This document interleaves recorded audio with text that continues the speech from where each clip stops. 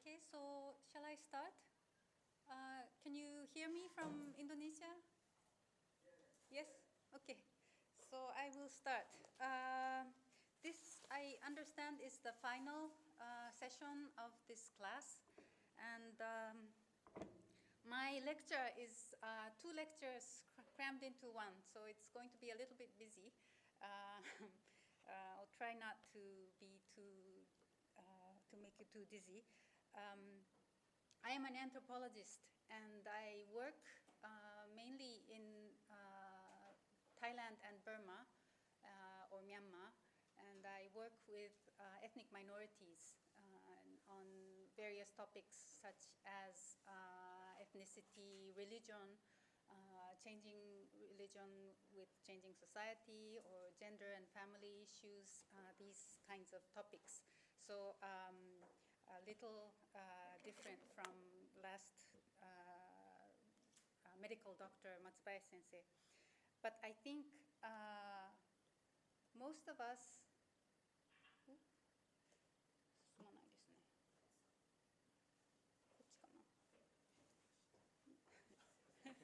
sorry.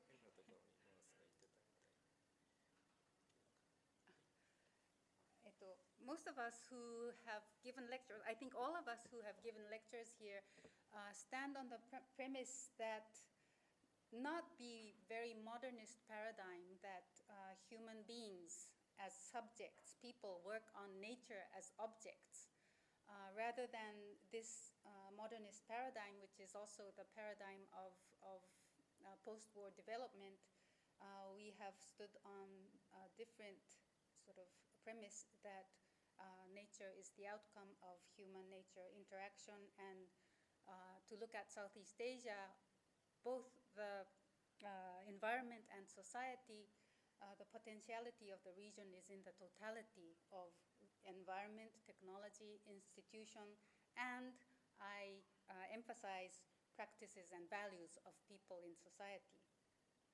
So how do local people deal with ecological, economic, and political factors through social and cultural practices is my own interest, and I think what you will be hearing today.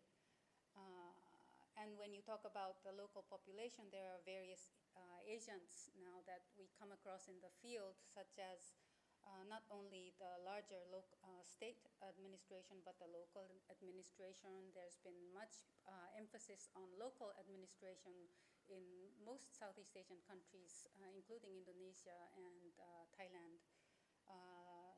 Local organizations, NGOs, civil movements by the people, and of course market and globalizing forces. So I first ask you, this I did last year also, and maybe if you were there last year, you know the answer. What do these colors represent? People in the Japanese class have an advantage because they can see the next slide. So I'll ask you in Indonesia, what do you think the colors represent?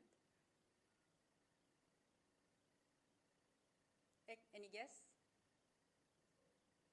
Pardon? Did you say something? Okay, how about in Japan? Ethnic groups. Close, but not exactly. These colors represent languages. So, it's taken from the web, and I'm not sure, there's always a question of how do you count one language from another. There are dialects and there are languages, and it's very difficult to say what constitutes one language against another. But just to compare this with another map, the left map shows the elevation. It's not very clear maybe in Indonesia. But you can match the 2 maps, and you will see that the larger patches coincide with the lowlands. So the lowlands, you have more larger groups of linguistic characteristics. So, for example, you will see here is Thai, and this is Lao, probably, and Khmer. Here in Indonesia, at least, I think, this is Java, right? And Sumatra, the lowlands have a larger patch of color, whereas in the mountains you see very many colors.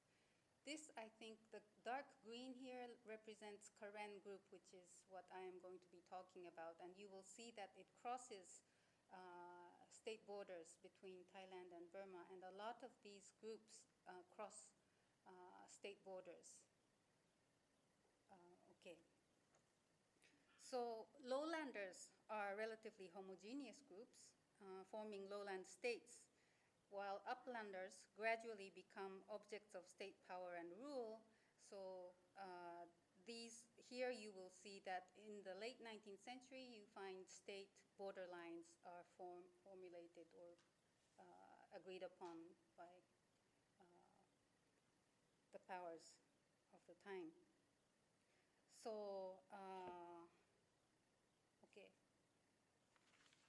And you will see that these hills in present day also, they constitute a very important source of natural resources. So there's forest and water coming from the hills. So it is a place that the lowland powers, the majority people, are very interested to control. And so how do people in these areas, who are the minorities by and large, manage with the lowland interest to take advantage of the resources that they themselves live on? Okay, that's the big question.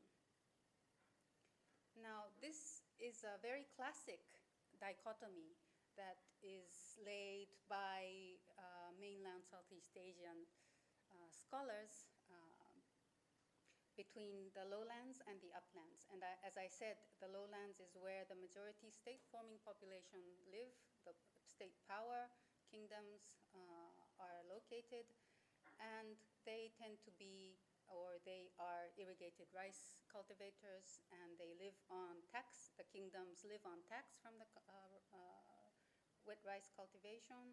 And in terms of religion, in mainland Southeast Asia, you find that the lowland states have endorsed Buddhism for a long time. And it is also characterized by literacy and civilization, whereas the uplands are the opposites in many ways. They are the minorities, and they perform swidden cultivation, slash and burn cultivation. And there are small groups, small polities.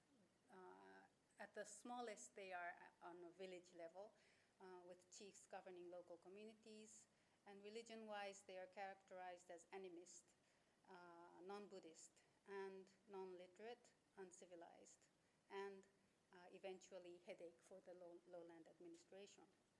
So I'll just mention one book of interest that came out exactly on this the dichotomy, which is James Scott. You might be familiar with his writings, previous writings. Last year in September, he came up with a book, The Art of Not Being Governed, which is based on this dichotomy. But talking about this dichotomy, most people have argued how the lowlanders have expelled or have looked down upon or have taken advantage of the uplanders, or that the uplanders are the sort of non-state people, the people outside the definition. Whereas what Scott is doing is he turns the table around and he says the uplanders are resisting the state. They choose to be in the uplands because they want to resist the state. They don't want to be subjects of the state. So it's a very big argument, and it's a very interesting argument. So I really suggest that you read this very large book. It's very easy to read. But today, my own premise is that we can't really draw such a clear dichotomy between these two very sort of solid characterization. There are uplanders who are Buddhists. There are people who have moved in between constantly, and to characterize one or the other as sort of a cluster of these characteristics is extremely misleading.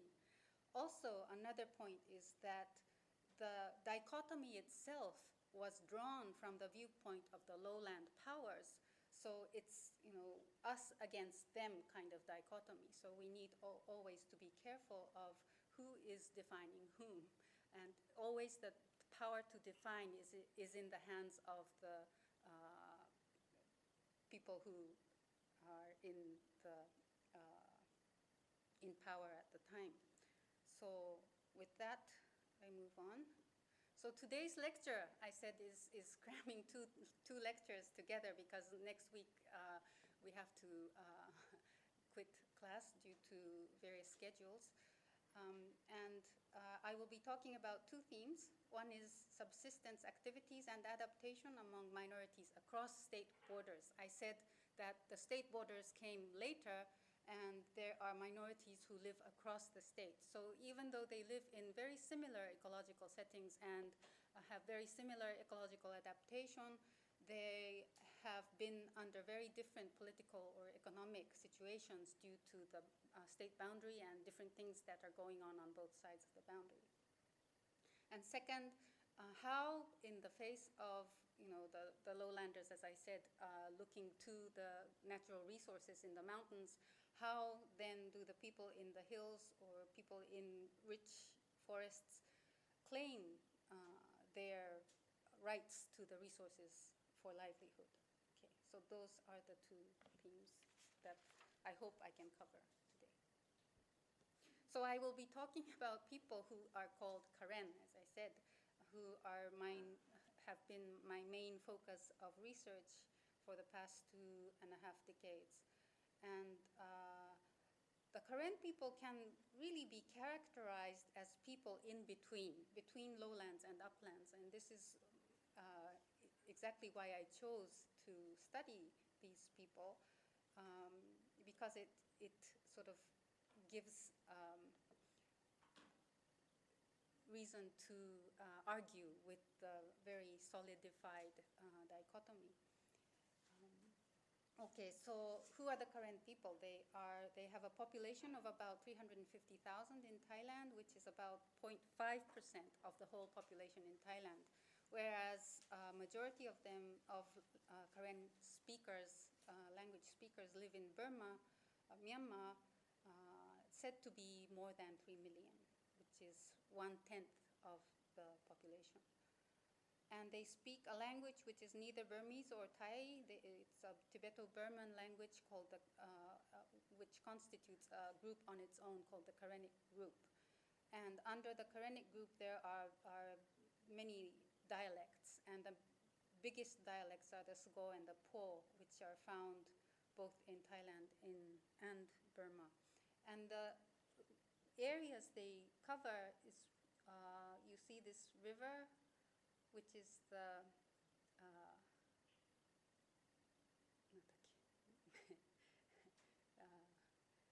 the largest river, Chao Phraya River, and its tributaries to the north. And the Karen people live mostly to the west of the Chao Phraya River and its tributaries. And to the north, closely up to the Thai borders, and then west, as far west as the Irrawaddy Delta, and north to the Bago Mountains here. And most of this area, as well as the peninsula down to what they call Bay today, Mergui or Bay, and across the boundary on both sides of Thailand and Burma, all the way up. So it's a very wide area, and if you know anything about the conflict in Burma, it's often suggested that the reason why the conflict in Burma, the ethnic conflict in Burma, which is a large part between the Karen ethnic rebels, as they call them, or the separatists and the Burmese state, is because the Karen are so widely distributed that it's very difficult politically for themselves to make claims, and also for the Burmese regime to give any sort of approval to their polity. Okay. So what happened in this area that the Karen people have resided across the two countries? So I look at the large sort of upheaval in the area, socioeconomic upheaval in the mid-19th century. Many things happened. Until then, it was an area where a lot of kingdoms coexisted in the north of Thailand and in the center of Thailand, northeast, as well as Burma here in Upper Burma, as well as lower sort of Mon kingdoms. So a lot of kingdoms coexisted, and the Karen residential areas were in between these kingdoms. You could call them the forest corridor. So they lived sort of looking towards various states on not just one state, but on both sides of them, or multiple sides. They were surrounded by states, and they would be paying tribute of forest products, which were deemed valuable or prestigious by the state, the kingdoms. So they were in a sense rich because they were endowed with the forest products that they could pay as tribute to keep their sort of residential area intact. Also, because they lived between kingdoms, when the kingdoms were in conflict, which was quite often, they would be on the warpaths. So they would be used as sources of labor, information, and goods. And during the peacetime, they would be the buffer zone. And due to this battle and conflict between the kingdoms, they were often forced or self-initiated migration. So there was a lot of coming and going between the Burma side and the Thailand side. Okay. In mid-19th century, there was big changes as the colonial powers approached, the British in Burma and the French in Indochina. And the biggest, I guess, is the Boring Treaty in 1855, which focused the value of things mostly on rice and timber as export goods. So all of this sort of prestige economy was taken over by the capitalist economy focused on rice and timber, and also opium at the back. So a big change was going on, which meant that a lot of, after the Opium War, this is between British and Chinese, after the Opium War, a lot of the poppy growers, the cultivators of poppy who were producers of opium, moved into Thai territory where it was free to grow opium. And also because of the focus on rice, a lot of the lowlanders moved uphill to expand their rice fields. So the place in between upland and lowland became sort of encroached upon by both sides. The uplanders are coming down to perform swidden cultivation for opium, whereas the lowlanders are coming up to grow rice. So the place for Karen is sort of becoming threatened in many ways. So what was happening on both sides of the border at the time, or from then on up until now?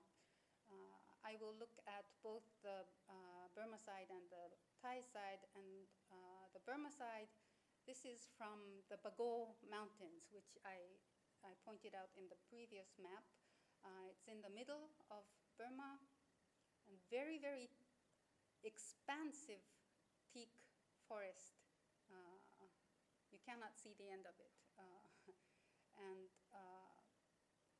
was, of course, one of the most valuable resources for the British administration as they moved in.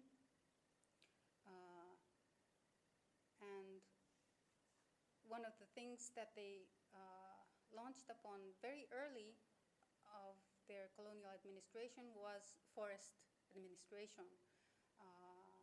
Rational forest administration began in 1856 under colonial and forest department. And the British were very eager to control the forests in Bago Hills because of the teak-rich resources, and they designated patches of forest reserves. And a lot of these forest reserves were forest reserves as you know them, but there were also Karen reserves, what they call the Karen reserves, which were reserved areas for Karen Swidden cultivators.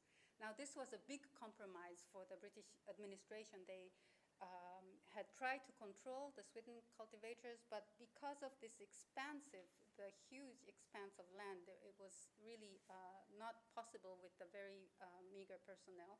So they decided that certain patches could be designated as Karen reserves, where the Karen people performed their own Swidden cultivation, but also they contributed labor to the forest industry, which was taking place expansively in the Bago Hills.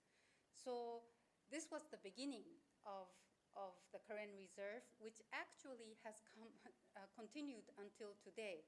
So when I visited the Bago Yoma's Bago Hills in 2002, there were still Karen reserves. So the Karen people in the area live on Karen reserves, and within that designated patch of Karen reserve, they are allowed fully to do Swidden cultivation. But there were lots of historical and political turmoil in between 1880 and 2002. 1930s, after the independence of Burma, there was, as I mentioned, the internal conflict, especially the ethnic as well as communist forces fighting with the Burmese military. So in this situation, the Bago Hills became a very ideal place for the ethnic forces as well as the communists to hide and to start their insurgency or their guerrilla wars. So Bago Hills was the nest of these forces, and so the regime started to attack the area very fiercely. So it became a battlefield. And up to the 1960s, it was a battlefield of severe battle. And so a lot of the Karen people lived in scattered communities, which has been the case from the colonial times. You know, this is also James Scott's idea of how people resist. You know, they resist not by fighting squarely, but by evading, and this was an ideal location for evading the administration. So for the administration, the Karen people were always very, very slippery and very difficult to sort of grasp and get control of. And this kind of sort of evading continued in the times of conflict. The Karen people could evade conflicts by running into the forest. So it was very difficult to control, and the forest administration that had begun in the 1850s had stopped completely by the 1930s. So there was no forest administration to speak of during this period. And in 1960s, the Burmese military ended the severe offensive I guess in victory, you could say. And they secured a major territory, and in 1962, they designated a patch of village site in the former, or the continual Karen reserves that was designated by the British in the colonial times. So they designated this village location, and they collected numerous Karen communities to get together in the patch in 1962 or 3. So forest administration resumed after 1970s, and this is where and how people live today, or at least in 2002 when I visited up to 2004. It's a very teak-rich mountain still, and a lot of plantation is going on, in between which still are the scattered Karen reserves. And the Karen reserves are tax exempt. They don't have to pay tax for the rice they grow in the Swidens, but they must supply labor for the forest administration. And what they do, this is what they grow in the Swidden fields. And the Swidden cycle is sort of maintained at a very ideal 10 to 17 years. So they move their Swidden fields from one patch to another and come back to the same place in about 10 to 17 years. And they are not directly under the regime, but under the forest enterprise, which is a very unusual situation in Burma. Okay, so how do the people in this village who have experienced this very long time of conflict, and previous to that, sort of the British administration and sometimes forced labor, and always this negotiation between the administration in power. How have they secured their living? And these are some of the ways that I found that they cooperate with each other to secure basic living. Rice seeds.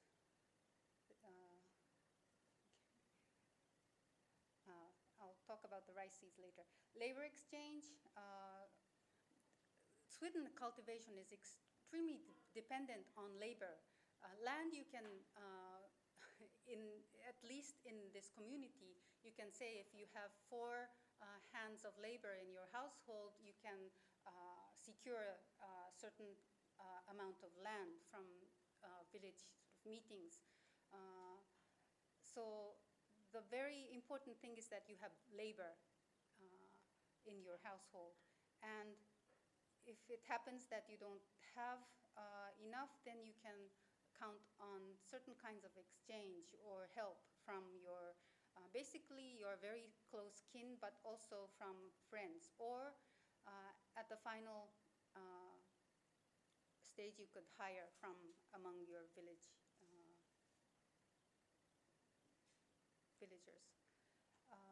And then rice harvest, it was if one household ran out of their rice, there was giving for free among very close kins, borrow and return between farther kin or neighborhoods, or purchase, which was extremely rare in the village. If you sold rice to a co-villager, you were chastised as being very cold-hearted. Or so basically, it was giving for free or borrow and return, because Swidden cultivation can be very, very risky, and sometimes you can have rat or insect devastating your fields, or if the burning does not go right, which is a one-time thing.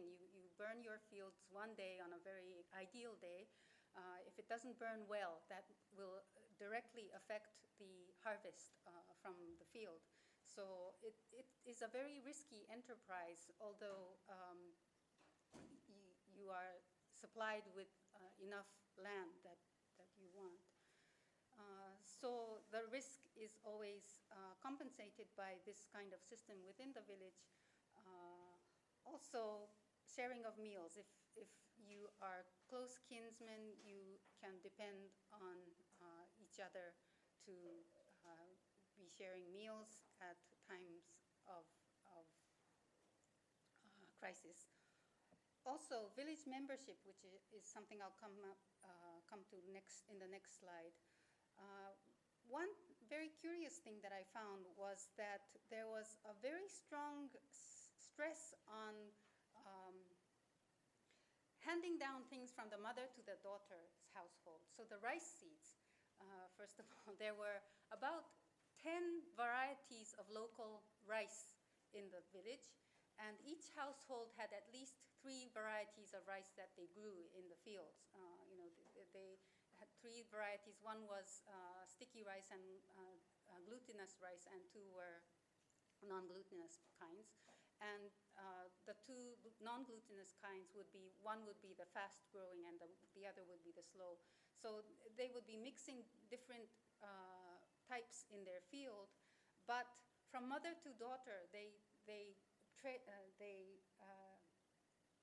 handed down the same rice seeds. So when a daughter moved out of her mother's household to make her own household, she would be receiving rice seeds from her mother and then start their own student fields. So this was one sort of tradition that marked the mother-daughter line. Another marking of the mother-daughter line was done by taboos, which is very interesting for me. They were very, very trivial taboos, like you should not eat turtles in the student fields, or certain sort of totem-like taboos of eating certain kinds of meat in the student fields, or certain kinds of meat in the house, or what you should do when a neighbor's chicken died underneath your house, or these very, what we might think of as trivial rules were shared from mother to daughter, and so on and so forth. And you could see a line of taboos and a line of rice seeds in a cluster of households which were related by the mother-daughter line.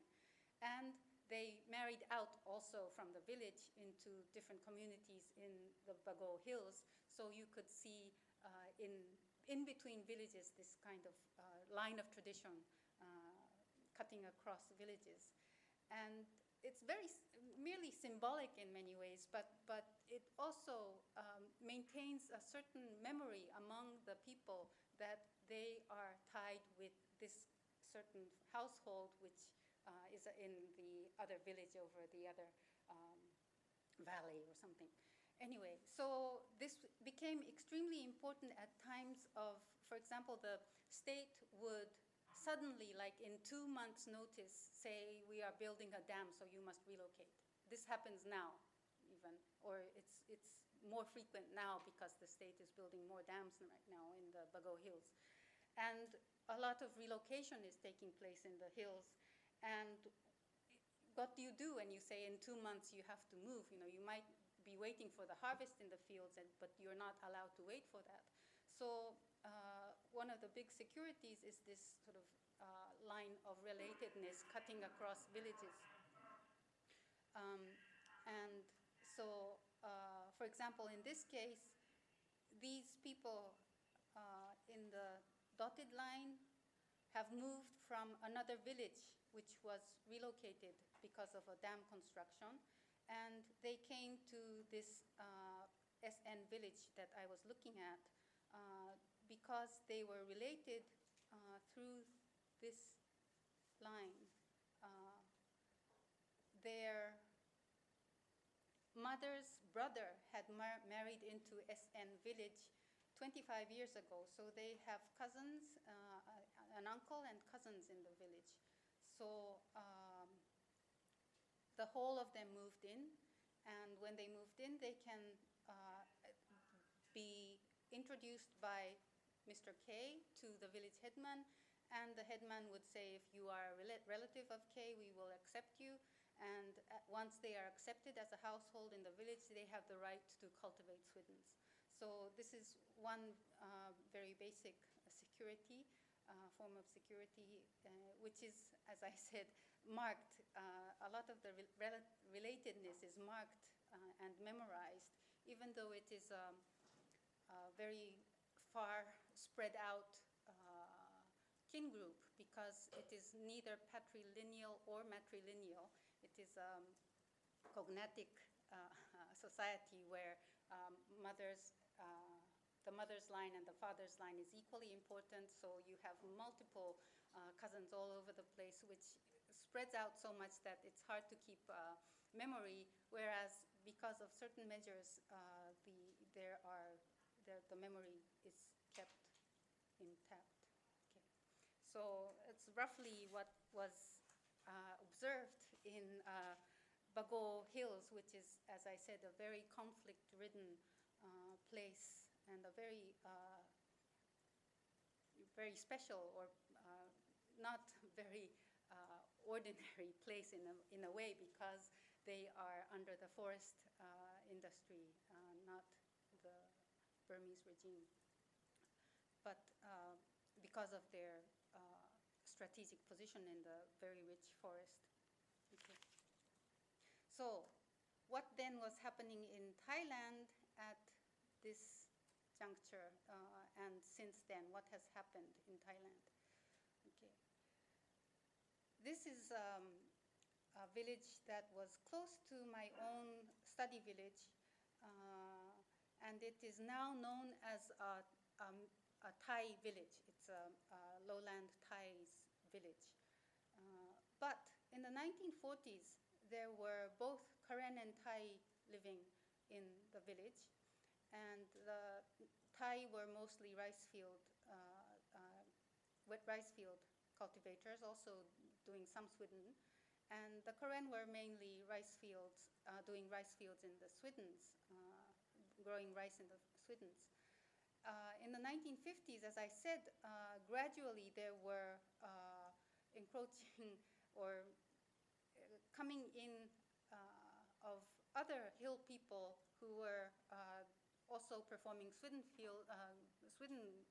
cultivation, but growing mainly opium. So these were the Hmong people who came in to the hills where the Karen were doing swidens in the village, whereas the northern Thais were expanding their rice fields. And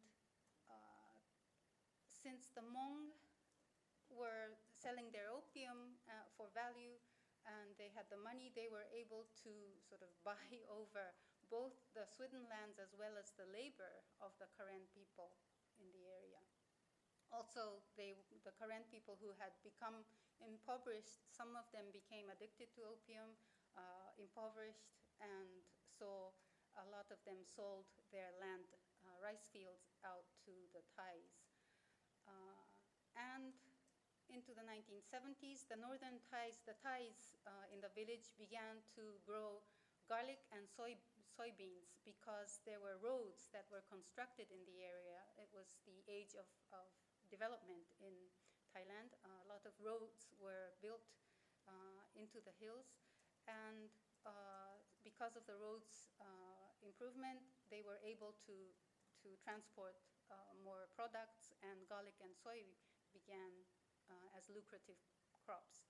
It was a very fertile black soil area in the lowlands, and the Hmong also stayed, and a lot of the Karen moved out to less fertile areas. And now it is mostly Thais and Hmong. Hmong now, after the opium ban became stricter, they are now growing other cash crops in the hills. And instead of Karen laborers, there are Shan laborers from Burma across the state boundary, migrant laborers, whereas Karen are coming in not so much as staying labor, but daily wage from other villages. They have moved out to less fertile villages in the region, and they come in as daily wage laborer, or they come in as brides of the Thai men in the village. I have at least talked to 7 current brides who have moved in who had moved in the 1980s and 1990s. So that's what's going on in the sort of in-between, oops, I forgot. Okay. So how about the larger picture in Thailand? What is the political social situation in the Hills Plains relationship? Since the 1950s, late 1950s, the Thai government decided that they needed special policy to control the people in the hills. This is because of territorial concerns, for one thing. They wanted to claim the territory inch by inch within the modern sort of state boundary, which they had not so much been interested until then. And also communist insurgency because of the Indo-Chinese War was very threatening. And opium production, as I said, was still rampant in the 1950s, 60s. And they feared forest degradation. And a lot of pressure from other countries due to the opium production. So they launched the Hill Tribe policy, where they sent out special border patrol police that they had instituted in 1959, health administration for the hills, education to assimilate or Thaiize the hill population, agricultural extension projects to find alternative crops for opium, Buddhist proselytization to make Buddhists out of the hill people so that they would become better Thai citizens, etc. Building schools, building roads, etc. And all of this was done within the sort of assumption that the hill tribes were social problems, and they needed to be either assimilated or expelled. So if they were well assimilated, they could become part of Thai state, but if they couldn't, they should be expelled. So some very hard measures were taken in the 1960s. They burnt some Hmong villages that were growing opium, or expelled Akha villagers who were living close to the border doing opium cultivation, etc. And all of this sort of brought in a lot of foreign aid and mostly GOs from Germany, America, Japan, Northern European countries, etc. And a lot of development work was geared towards the hills. And also, this sort of colorful hill tribe attracted a lot of tourists after the 1980s. Thailand launched big tourism projects in 1980s, and some of them went to the hills for hill tribe tourism.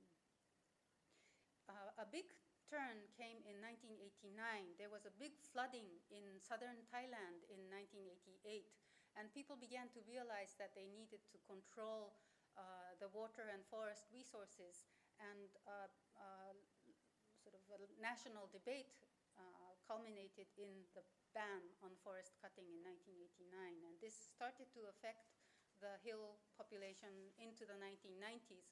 When I first went to a current village in northern Thailand in 1987, they were still performing swidden cultivation.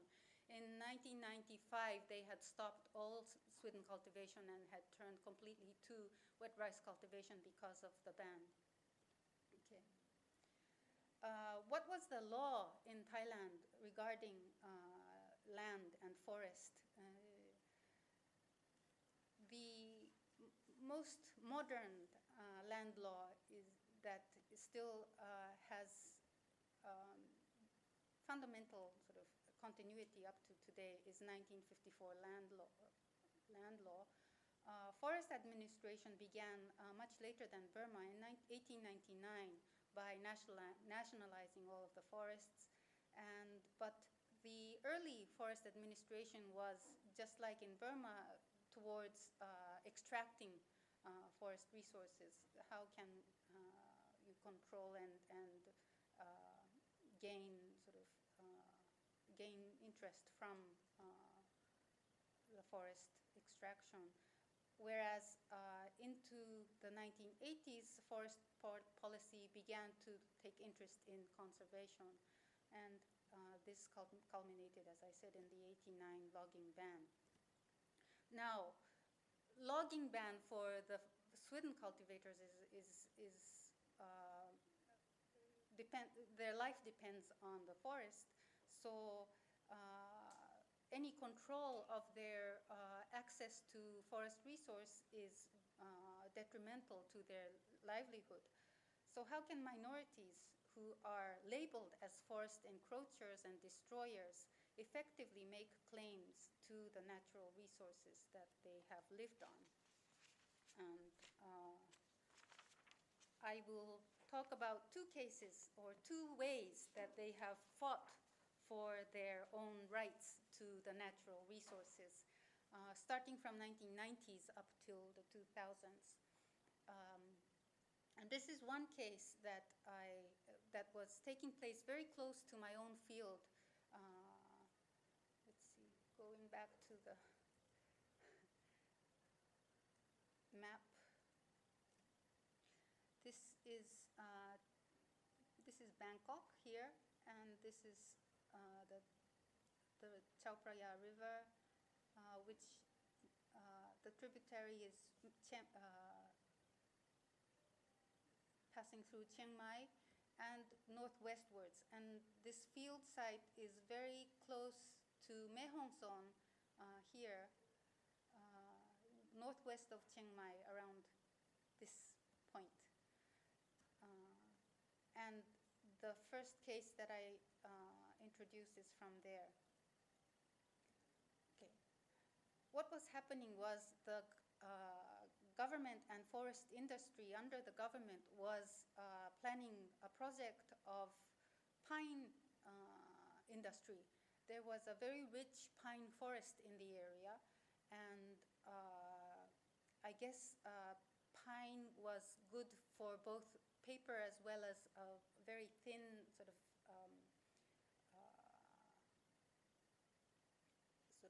sheets of wood. And this was the project to cut down the pine forests and to do a plantation also in the area. It was supported by a Norwegian corporation, a multinational corporation, forest corporation, and the Thailand's Royal Project. And I think in the beginning, when the project was introduced, some people in the area were for it, and some people were sort of not so sure. What really ignited the people's sort of response was one of the royal members of the project who came and talked to the villagers, and some of the villagers were sort of questioning and opposing the project. And he said, well, if you don't want the project, why don't you go back to Burma? And this was the turning point of the project being completely opposed by the locals. The locals were, they told me afterwards that this was the point that really made them decide their stance.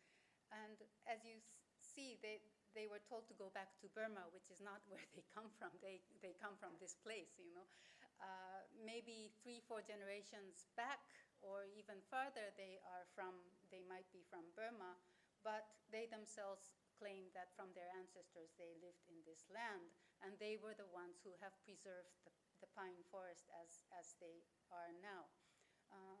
So they started to oppose the project, saying that the forest industry is not interested in preserving the forests for them to live on, but to change their livelihood completely, and to change the natural environment completely. And they were able to solicit a lot of help from outside, such as lowland farmers in the sort of tributary, the downstream from them. There were also Thai farmers who were concerned that if they started cutting the forest upstream, it might affect their rice fields. Or national media, they were able to sort of call upon the national media to report their case. They also had Carabao, the rock group, folk rock group, to come and do concerts for them. And Buddhist monks also, and academics, both scientists and social scientists. Scientists came to say that this was a very precious pine forest that you could not find anywhere else in Thailand, and social scientists were more on helping with the NGOs and they were the ones who had called the media and the musicians also. So there was a lot of activity to support the villagers, and the strategy that was used by all of these was for the local villagers to simply claim that we have been here for a long time, from ancestors' time, and have protected the pine forests. And this was sort of substantiated or helped by the academics to make claim. Knowledge of local ecology, we have the knowledge. It's not the forest industry is only looking at trees, we are looking at the forest. And they also called the Buddhist the Buddhist monks to do rituals of wrapping the trees with yellow monks' robes. You might know that in Thailand, the Theravada Buddhist monks wear yellow robes. So by putting yellow robes on the trees, they are symbolically ordaining the trees, making monks out of the trees. So it's making sacred the trees that surround their environment. And merging voices with lowlanders, and also wearing the Karen costume, claiming their ethnicity, as well as I said, the lowlanders will say that the uplanders are non-Buddhist animists. But in the face of this, they are saying, no, we are just like you.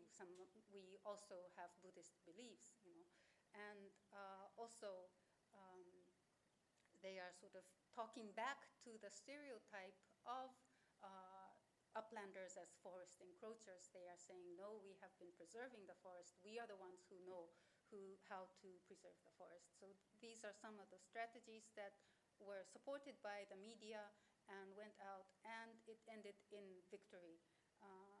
There were some very stupid moves by the forest industry who came and cut down some of the trees that were ordained, which was symbolically a very violent act in the eyes of Thai public. So it was very helpful that they did this, and it ended in victory, that the project had to draw out of the area. So there were similar kinds of movements, activities in different parts of Thailand at the time. And in a lot of them, the Karen were also involved, because they were often it would be the Karen area that were very important resources that were either designated as national park or dam construction, or these were some of the issues that were fought against. And some of them were successful, some of them were not. But there were emerging patterns of how the Karen people made claims for themselves when they fought these various things. And this was to claim their knowledge as indigenous peoples and talking about themselves as the indigenous people. And this was very new to me. I had started working with the Karen people in 1987, and at that time, nothing like this had been said. You know, some Karen would say, you know, yeah, I came from Burma, or my parents or my grandparents came from Burma. But into the 1990s, it was a big thing to say the Karen were an indigenous people. And a friend of mine who is a Karen man with some education said, you know, oh, last week I was in Japan and I met an Ainu person. And I went, what? And he said, you know, I went to an indigenous people's meeting in Japan and I met some Ainu people. So they were part of a global movement of the indigenous people. The UN had designated 1993 as the Indigenous Peoples Year, and the decade following that as the Indigenous Peoples Decade. So it was a big sort of global movement, and it was something that the Karen people could sort of latch onto to make their own claims in the Thai setting. So, and okay, this is in 1988. This I came to know about much later, but there was a meeting in Chiang Mai by Asian indigenous people, and they came up with this sort of a manifesto kind of definition of indigenous peoples. People indigenous to conquered territory and who differentiate themselves from other sectors of the ruling class and who maintain their own language, religion, customs, and worldview. So they including the Ainu and some groups from other parts of Southeast Asia, Philippines, Indonesia, Malaysia, all took part in this meeting. So also there was a big thing on indigenous knowledge that went with this indigenous decade. A lot of interest were taken in Thai academics as well on what is indigenous knowledge, and this is the UN definition. You can just look at the red parts that I highlighted. Indigenous knowledge is dynamic as new knowledge is continuously added. It is often contrasted with the systematic knowledge of the sciences. It is therefore unsystematic, undocumented knowledge of the powerless. So there was a boom or a flourishing interest on indigenous knowledge in Thai academic also. So when I first started studying Karen people in 1987, there was very, very low interest among the Thai people on people in the hills. Whereas by this time, in mid-1990s, you could meet groups of students in northern sort of hill villages who would be coming to do the indigenous knowledge quest. Sort of, they would be coming for a day or 2 days to do interviews in the villages to sort of seek the indigenous knowledge. You know, what do you know about the forest, sort of. And this is my own version of the current indigenous knowledge, which comes from a specific locale that I was doing research on. You know, they would be sort of how they could classify or look at their environment and tell if it was a good condition or a bad condition, and how they envisioned very good environmental condition to be sort of, it had to be part of a good condition in the community. So if they could keep good social order in the community, the environment was cool and it was yielding for good harvest. Whereas if there was conflict in the village, if people were bickering and constantly in conflict, they would say the land is hot, and it would be reflected in the harvest of the fields. So this was sort of their basic view of the relationship between their community and the environment and the harvest. It was all in one.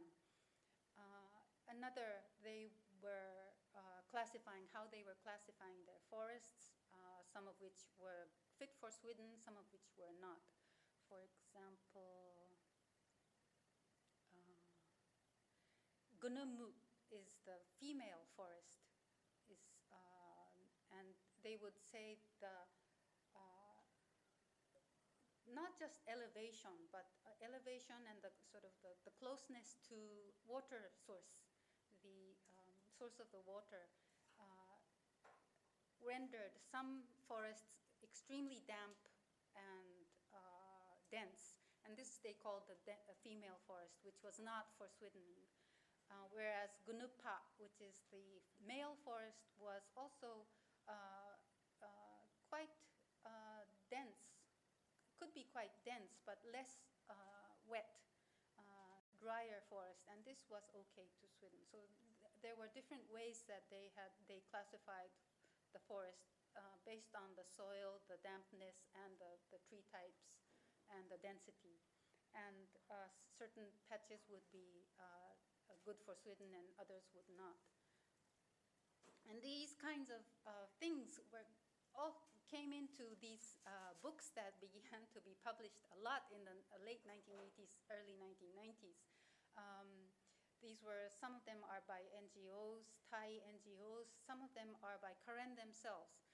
Karen Elder spoke kind of book. This one is that this Pajet Chan, which is seven layers of forests, written or spoken by a Karen elder, a very famous Karen elder. Also, this was a very symbolic kind of picture. You could find sort of the Buddhist yellow and the Karen red and the forest green. It was sort of a colorful trio that you could see in a lot of pictures that talked about Karen as forest conservers, indigenous people who knew the way to live with the forest, kind of. Okay, so the minority strategies to claim their rights. The first one that I introduced is how they represent themselves towards the lowlanders or to the powers, was to sort of talk back. As I said, the very general view of the lowlanders from the uplanders from the lowlanders is people who are sort of asocial, sort of non-civil people, uncivilized people who are ignore the state administration and policy, who are non-literate and who are non-Buddhist and who are Sweden cultivators, which gradually came to mean forest destroyers. So these were the stereotypes that were put onto the hill population, and the way they talk back was to say, yes, we do Sweden cultivation, but we have maintained the forest by doing so. We have lived in this pine forest for a long time, and by living with the forest, we have preserved the forest in a way that is only possible for us, from our ancestors. Or we are Buddhists, just like you, or we share the same values as the lowland Thai cultivators. These were some of the ways that they claimed their rights to the forest, which legally is not, after the 1989 ban, is completely unguaranteed. So also, as I said, they linked up with the global indigenous movements and the local sort of watershed networks with the downstream Thai cultivators, as well as media and academics, presenting themselves as those with the indigenous knowledge who have lived with the forest for generations. And there's been a lot of debate on this because, as I said, Karen people live in a very large sort of area, and not everyone lives like this. A lot of different ways of living. The example I gave from the Bago Mountains, it was a fully Sweden dependent economy, whereas my the village where I studied in northern Thailand for a time was dependent on both in the 1980s, and then they turned to wet rice cultivation 100% by the mid-1990s. So a lot of Karen people were not Swidden cultivators at all. And some of the debates that came late in 1990s was that by talking about Karen people so in such a monolithic tone, aren't we sort of cramming the Karen people in one kind of image, which does not fit a lot of the Karen people. So this was also a point of argument. And more Karen leaders themselves became very careful of how they could incorporate different kinds of livelihood, different kinds of Karen people, and even different kinds of other hill-dwelling people. So it's always been a point of debate how to present themselves vis-a-vis others. Now, case study 2 is the second way. How do they make claims? This is another example from a different part of Thailand or northern Thailand. My first case came from the northern side of the highest peak of Thailand, which is called Doi Intanon Mountain. This time, this case comes from the south side of Intanon Mountain, so it's a little bit southwest of Chiang Mai city.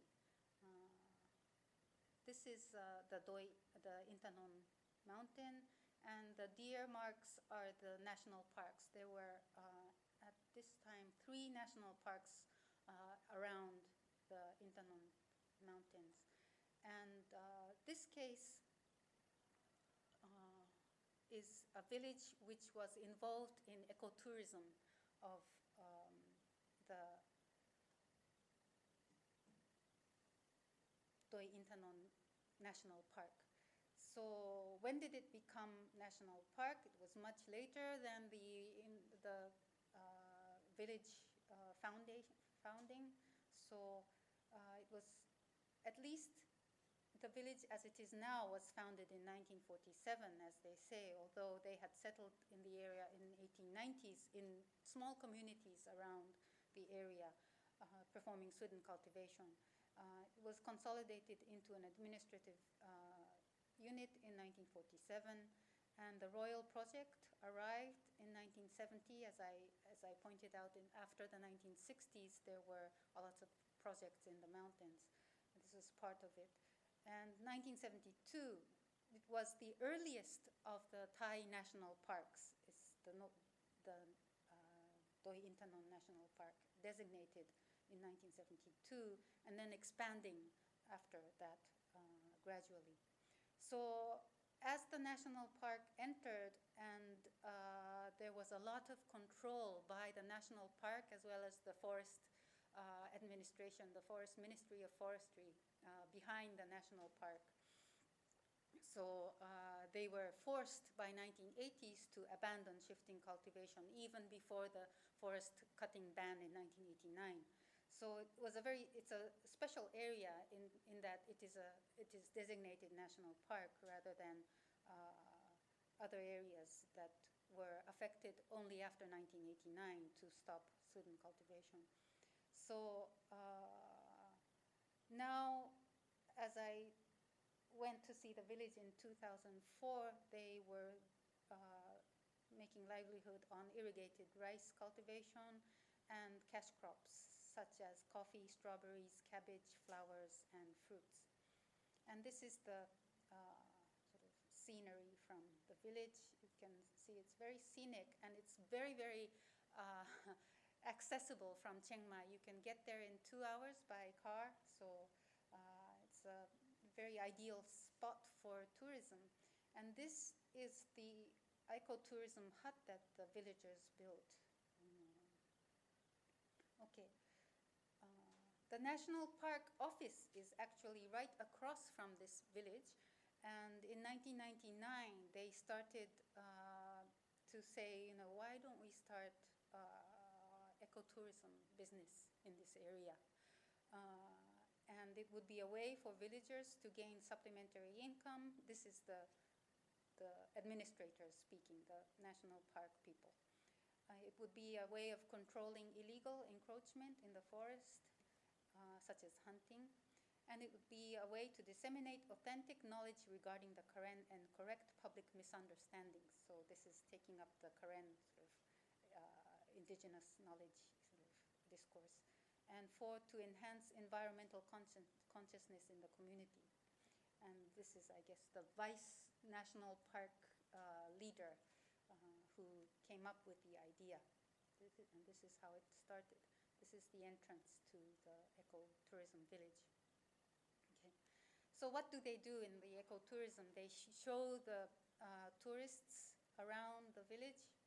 Now, I should say, as a background, that ecotourism became quite big in Thailand in late 1990s as a way of alternative tourism, whereas the previous 1980s tourism in the hills was basically trekking tours. I went to a trekking tour in 1989 once, and it was a very small business, a lot of small businesses of trekking tours in Chiang Mai, and you could go to one desk and ask for a 3-day tour or a 5-day tour, and you'll be taken to hill tribe villages. And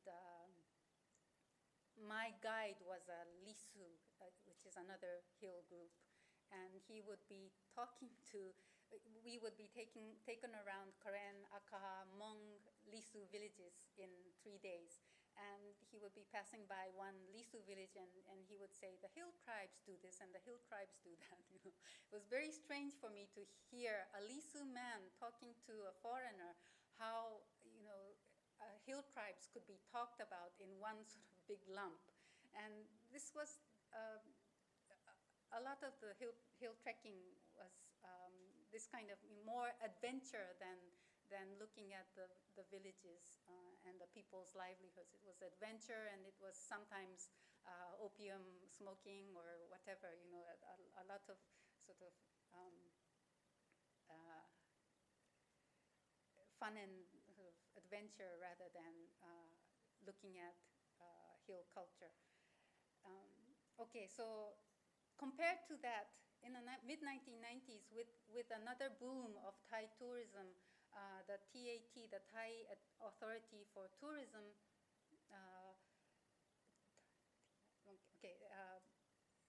began to promote ecotourism, which was to sort of more consciousness of the culture and the nature of the tourist object, and how ecotourism would be for learning of the tourists, etc. And the ecotourism in Thailand, you could see, was very, very wide in range. You could see from big bus tours to very small sort of groups of study tours and this kind of thing. And this particular village received a lot of study tours, and mostly Thais, but also foreign tourists came. And as I joined one study group, this is what they were doing. They would be showing the fields where they were doing not so much very specifically Karen things. They were doing cash crop farming and using the water resources, the land resources, in a way that fit the present-day demands of cash cropping and how they brought water to the fields. And this is another tour, and he is a Karen guide of the locality who used to be a good hunter, but he had been deprived of his hunting skills because he was no longer allowed to go into the forest for hunting because of the national park. And now he is guiding the people because he knows a lot of he knows the forest like his own yard. He can say, he can look at animal feces and say, a certain animal has passed in, or he can look at plants and tell things. So he's making a different use of his knowledge. And this is how the villager is entertaining the guests with coffee that is built in the fields, but with roasted with bamboo charcoal. So it's another way of saying it is natural coffee making. And they are selling this as their own thing. The coffee is also non-chemical, non-fertilizer, using no only organic things. So this is how they are selling this. And they also built a village museum where they are showing some of the daily tools that other houses outside the museum are still using. Some of them are still in use, but it is shown as a village museum. This is the leader of the ecotourism in the village. And also they will be showing the waterfall very close to the village. So it's both nature and the living. And this is the smaller man in the red shirt is the local village headman. And he was speaking to the group that was visiting them, the study tour, that the Thai people think that we hill tribes invade and damage the forests. I would like you all to walk around our village and forests and judge for yourselves whether that is true. This is the reason why we began this ecotourism. We wanted to show how we Karen live. What is most important is that more people know about the Karen way of life. So he is welcoming the tourists. Now, I'll just say that I don't have time to cover this part, so I'll just skip this. The villagers are not all for the ecotourism. It's forced upon them because they can't say no to the national park. So they have willy-nilly accepted the ecotourism business. Some of them are very eager, like this Charlie, who is the leader. And he has all these ideas. The village museum was his idea. The tour contents mostly, and designating this guy as the guide, and all these kinds of things are coming from local initiative. It's his idea, it's his friends' ideas from the village. So they are forced to take up this ecotourism, but they have sort of turned it into a place or occasion for them to explain to visitors and others who are coming in how they are coping with the national park situation and how they are living with nature. This picture of the mountain, they show an older picture where a lot of this part is completely sort of deforested, and they are showing sort of a before and after version of the picture, saying that whereas it used to be very barren, now that we have become more conscious, we are preserving the forest and making good use. So this is another way that they are making claims to the forest. It's a much more subtle way, I guess, and a constrained way, but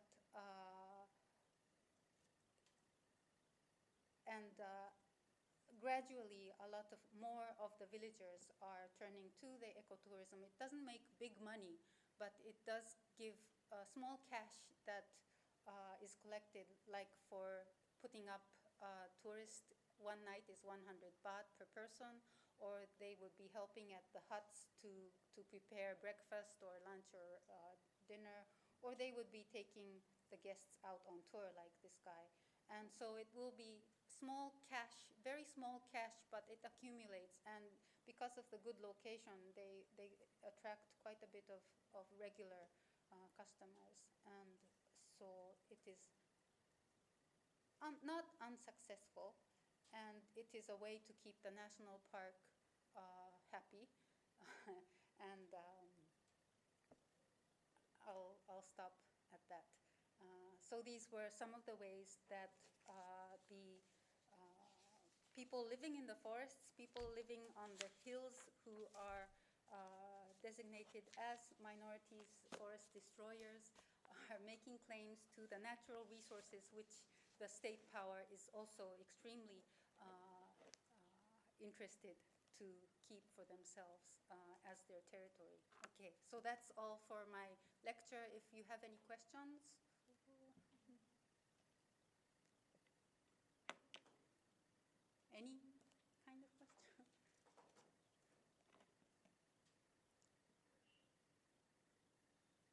Japanese is okay too. いいですか？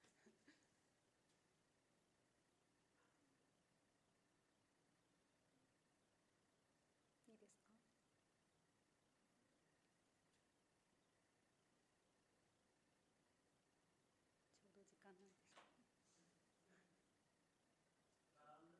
Yeah.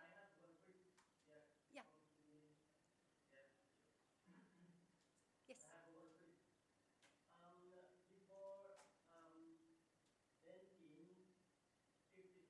Yeah.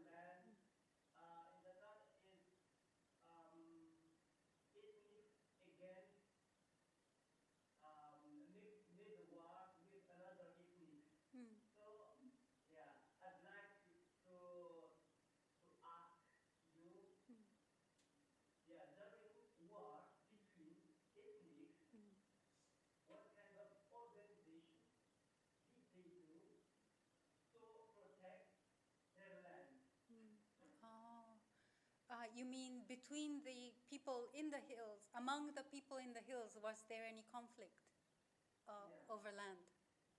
Yeah. Well, like this is, I think, in a way, a typical sort of struggle between different people with different interests in the hill forests, because the Karen are doing Sweden cultivation for rice, whereas the Hmong are cultivating opium. And in a large number of cases, it is the Hmong who win over because opium makes money, whereas rice is only for subsistence. In most cases, Karen people who grow rice in the Swedens do not sell their rice. So when the Hmong people began to encroach on the Sweden fields that were used by the Karen people, was not outward struggle, but Hmong buying in. Sort of, they would start buying Karen labor. Karen people would need some money to buy salt or basic needs. So in order to get some cash to in previous times, I think it was bartering from salt and rice would be bartered, salt and chili pepper, or things from the forest would be bartered for salt. Salt was an important sort of item for the villagers.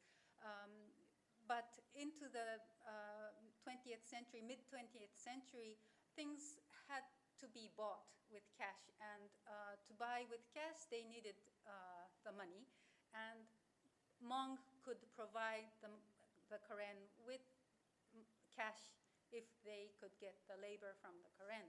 So rather than outward conflict, it was this sort of buying into Karen labor, and then gradually it often happened that Karen became opium addicts, and then they would sort of sell their labor, sell their land rights, or they would be making less rice fields, handing over their land to the Hmong.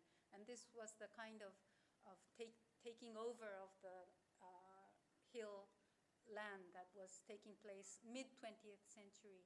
Into more recent times, there's also conflict between different sort of hill population, because uplanders would be growing cabbage, using up the water resource, and midlanders like the Karen would be in between, and the lowland Thai would be fighting the uppermost politically to save their water resources. So the sort of the struggle area is expanding.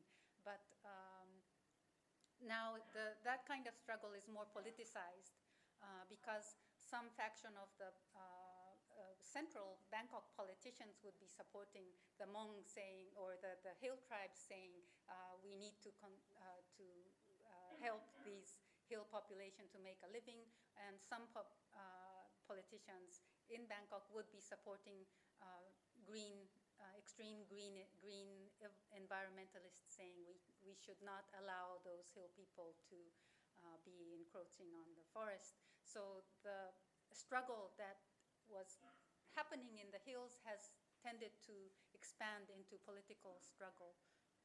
But there's also, very local, on the very local level, a lot of bickering and conflict in neighboring villages if they are neighboring, even among Karen people on neighboring villages would be conflict for water resources, or especially it would be more pronounced if it is between Hmong and Karen, or Aka and Karen, who are different in their ways of using the water.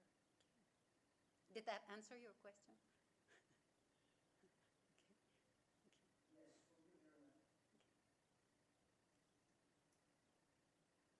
Anything else? なんか日本語でも。Yeah.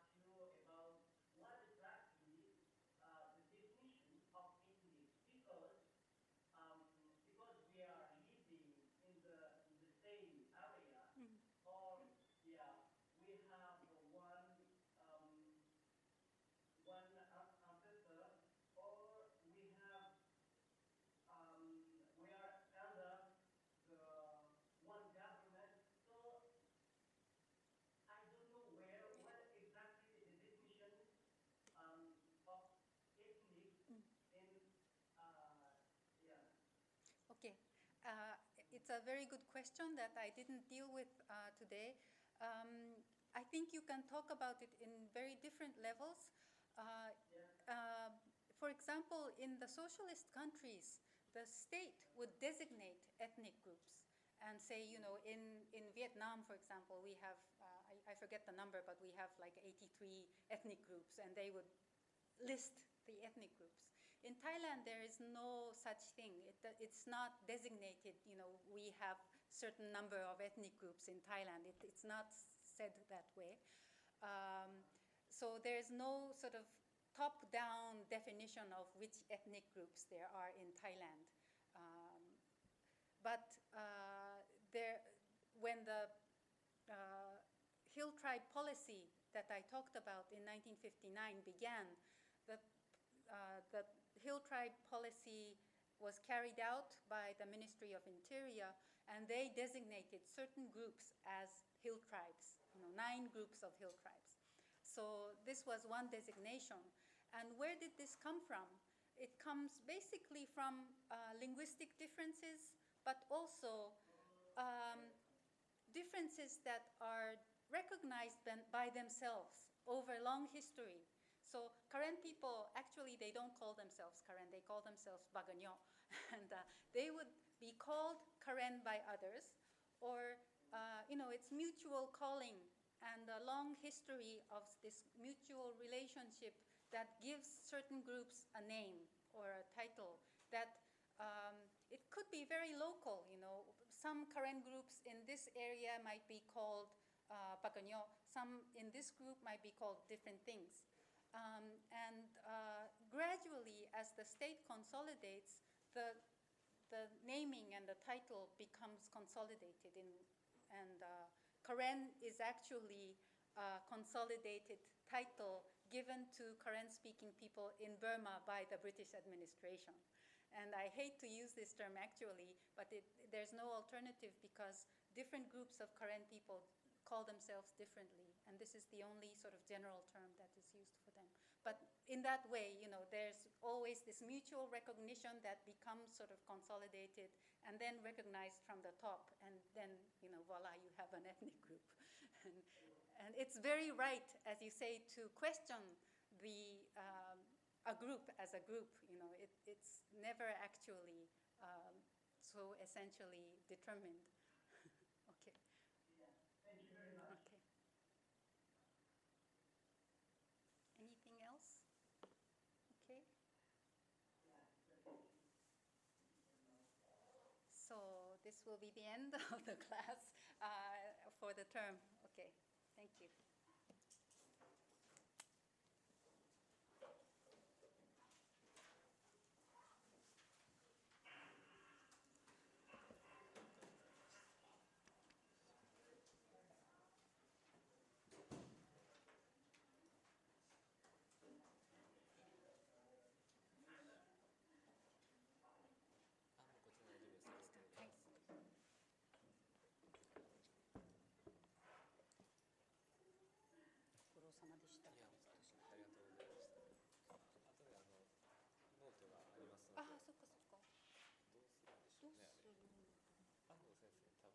そうですね、安藤さん